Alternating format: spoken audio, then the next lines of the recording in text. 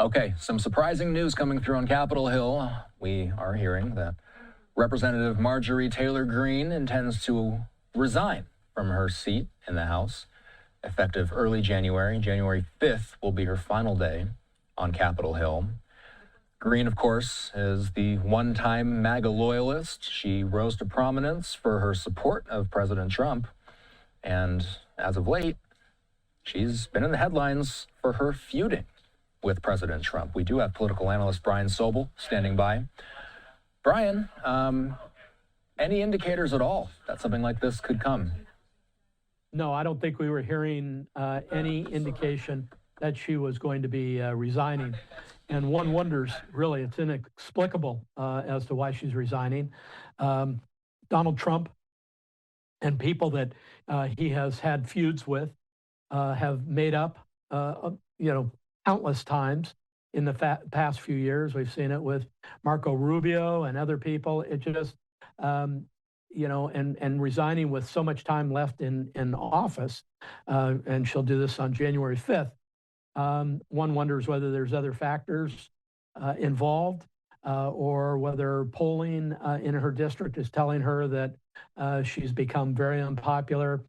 Who knows what the reasons are, but I would say, just in general, if she's resigning after this little dust up with the president, which could be solved, she's got very thin skin. And she was somebody that for the longest time has, given as much as she's had to take. It was a little bit of a bitter statement in my view.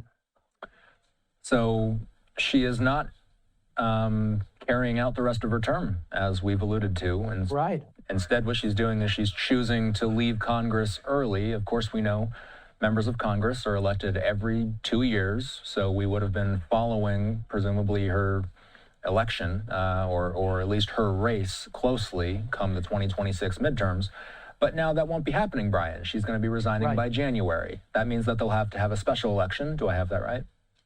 Or yes, that would be the possible way it could go. I don't know whether the governor also has an option there either. But yes, probably a special election, because actually we're pretty far out from the 26th election. So when a member of Congress opts not to finish their term out, what does that tell you? There are other factors at play. It can be family matters. It can be just that they know the end is coming. But it's very unusual. This is a very unusual move, but it's accompanied by, again, what I think was a very bitter statement by the representative, and sort of one of these things where, she opened the door, tossed a grenade in, and closed the door and is walking away. And it's inexplicable, as I said earlier, using that word. I'm sure we will learn more as time goes on, but I can't believe that her spat with the president, which is, as I always say with Donald Trump, is temporary, is the sole reason why she resigned. So I've got to believe there are other factors at play. Just thinking off the top of your head, could there be another political office that she could be eyeballing? Is that possible? The problem with that is people want to see completion. So the idea of running for something else happens all the time, right? But you don't do it from a position of, hey, I've decided to resign from my current position so that I can run for another position this early. You might see it, later, but this is a timing thing that's very curious. If she has her eye on another seat, and she did allude at the end of her statement to maybe I see you down the road, I'm paraphrasing there. Maybe she has something else in mind, but I don't see the efficacy in resigning now to run for another office and the way that she's resigning, which is basically, I think the Republicans aren't going to have a good midterm. I don't want to be party to being in the minority and having to fight for our president's agenda. That doesn't like me. Well, sounds a little bit schoolyardish to me. So, Brian, we've been showing these tweets from Chad Pergram. Of course, he covers Capitol Hill so well for Fox News. He's got He's got the mathematical breakdown. It's kind of hard to read in the formatted wall of text we have here, but the important part I'll highlight. Basically, now there's going to be 432 members in the House, 219 Republicans versus 213 Democrats. What does this shakeup mean for the already razor-thin margins in the lower chamber? Just that. It's razor thin. While we are watching Republicans and Democrats right now pretty monolithically vote, it suggests that just a few people moving over the line can really derail the president's agenda in the House of Representatives. And so with that and Marjorie Taylor Greene's reference to how she thinks Republicans will do in the midterm, which historically the party out of office does well vis-a-vis a president from another party being in office, it could mean that Republicans don't do well in the midterms because of the razor thin margin here. And for that reason, maybe there's some truth in the fact that Greene does not want to be in the minority in Congress and as she said, having to defend the president's policies. Having said that, the falling out of because of the Epstein situation, she got what she wanted in the end, which was the president signing off on releasing the files. So and one assumes that she was lobbying for that. So I just think this is a pretty thin set of reasons for her resigning tonight, but it does put Congress even further in play. So we are getting some reaction from Thomas Massie, also a Republican in the lower chamber. He says, "I'm very sad for our country, but so happy for my friend Marjorie. I'll miss her tremendously. She embodies what a true representative should be. Everyone should read her statement. There's more honesty expressed in these 4 pages than most politicians will speak in a lifetime." Brian, there's an interesting dynamic going on here. We're starting to see some Republicans criticizing the direction of the very political movement that they once supported. What direction is this movement heading today? Well, I think that's going to remain to be seen. You're seeing Republicans now deciding that in certain cases they don't want to go along with what the president is interested in doing, and you're seeing on the Democrat side of the aisle as well. You've got a break between the really left progressive Democrats and the more mainline Democrats. And now with Republicans, you're starting to see a split between the hard right Republicans and some of those that are not so much in concert with the president, Massie being one of them, of course. Heretofore, Taylor Greene was not one of those people. She was a full-on supporter of the president.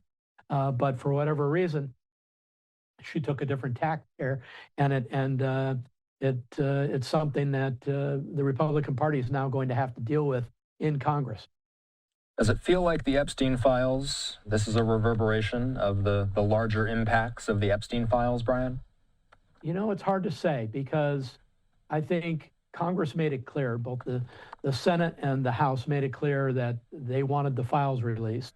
And President Trump, read the tea leaves pretty quickly and said, okay, well, I'll sign the law that releases everything. So I think for those people who wanted full transparency, they've received it. And it's interesting when you think about why Democrats want the Epstein files totally released versus why the Republicans want it totally released. But a lot of it revolves around politics and who may be mentioned in the Epstein files and what damage can be done to leading Democrats, leading Republicans, including the President of the United States. So to me, this has a little bit of the mutually assured destruction component to it, because I think from what we're learning, the Epstein people and Epstein himself reached out to Democrats and Republicans alike and attempted to have them use their influence to help him in whatever goals he had. Does it feel like, let's pretend that for a moment here, let's move this breaking news aside for a moment. Given some of the friction that MTG has had with President Trump as of late, would it have necessarily been surprising if she had faced an uphill battle if she had run for re-election in 2026? Well, depending on how much the president wanted to support her opponent. But my feeling was, and I've said it in a few interviews, is that Donald Trump gets over problems with people pretty quickly. And I had every reason to believe that now that the Epstein files have been released and Marjorie Taylor Greene helped achieve that, that eventually in the next few weeks they'd get together, iron out their differences, and Donald Trump would become again a supporter. That's what leads me to believe there's more at play here than just the Epstein files, because as I say, Donald Trump has a history of making up with people, or at least treating people well who he's had a problem with. And of course, there are exceptions. Clearly, we saw it with the funeral of Dick Cheney. You know, Donald Trump did not attend. I think his rift with the Cheney family was not resolved and will not be resolved. But those are more of one-offs, to be honest with you. Mostly, he finds a way to find some common ground, even with people who he's had disagreements with. So, while we're talking about Marjorie Taylor Greene, let's talk about, she still has a little bit over a month left in Congress. Let's be clear, she isn't out yet. Right. But let's talk about the significance of her run in the House. What did MTG mean for not only the Republicans and their legislative priorities, what did she mean for the GOP's branding in recent years? Well, I think for some people in the GOP, she was so far right that it was at times uncomfortable. Her statements were really full of anger, which is really interesting in contrast to her statement tonight that she's hurt by the president, and she has all these people sending her notes, and they're angry and vindictive. That was the Marjorie Taylor Greene that was in Congress for quite a while. She really said a lot of things about her enemies that weren't very kind, and some people might say, in fairness, she's getting what she gave, and that's just par for the course if that's the way that you handle things. I mean, she's the same person who had no problem when we're talking about decorum and other things during a State of the Union speech by the president, Joe Biden, to be yelling out liar. It made, I think, a lot of people in the center left, center right, very uncomfortable, completely outspoken, and a difficult personality. And I don't know whether she just, again, going back to the top of our conversation, is that thin-skinned that she could not put up with the president criticizing her and or suggesting he would support an opponent against her. But again, so early in the process. We do have this visual representation in light of this news, just kind of giving an idea of the razor-thin margins, again, in the lower chamber of Congress. I got to ask you, Brian, moving ahead here, of course, the 2026 midterms, you and I presumably will have quite a few conversations about the midterms between now and November. Redistricting has been a huge topic of conversation of how that will play a role in deciding the balance of power in the House. As it stands today, how much clarity do we have on which side of the aisle has the advantage getting into 2026? Is it too early? I think so, Austin, to be honest with you. And we don't even have clarity given some of the court action around the Texas redistricting, what may happen in California and other states. More to come on that. But, Texas started a process that put congressional districts across the country a little bit in play. And certainly in California, where Prop 50 in California passed, which gives an advantage in 5 congressional seats that were Republican seats to Democrats. Now, those Democrats do have to win in an election, but from a registration standpoint, they have an advantage. That'll play out in that graphic you just showed with respect to how many Republicans are in the House of Representatives and how many Democrats. That graphic that's up right now, 219 to 213. We don't know yet how redistricting will affect those numbers, nor do we know yet how history will affect those numbers in terms of the party being out of office, tending to do well in a midterm. Political analyst Brian Sobel being generous with his time tonight. Brian, any final thoughts? Where does this story go from here? What should we be tracking next? Well, I'm going to be eager to hear more detail, and our viewers should as well, about the reasons why Marjorie Taylor Greene has pulled the plug on Congress. Again, I don't think it can only be the fact that she's having a dust up with the President of the United States, because I'm listening to her statement and it's basically a pox on all your houses, and I'm walking away from this. So I'm eager to hear more. You know, Brian, while we continue to track Capitol Hill, one other thing I will mention, by the way, is and by the way, I will also say that we're getting word, believe this is from the Washington Examiner. This is an interesting angle that I hadn't thought of. I want to bounce this off of you, David Mark, with this, saying MTG is set to resign from the House January 5th, just after passing 5 years in office. That makes her eligible, Brian, for a congressional pension. What do you know about congressional pensions?